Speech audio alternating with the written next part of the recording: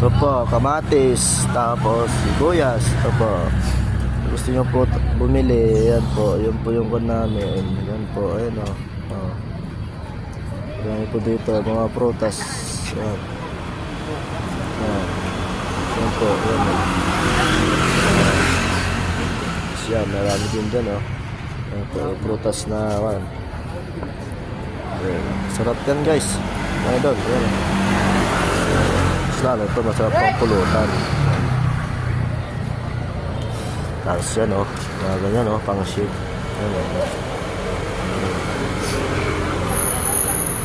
Sarap. Bili na kayo mga idol.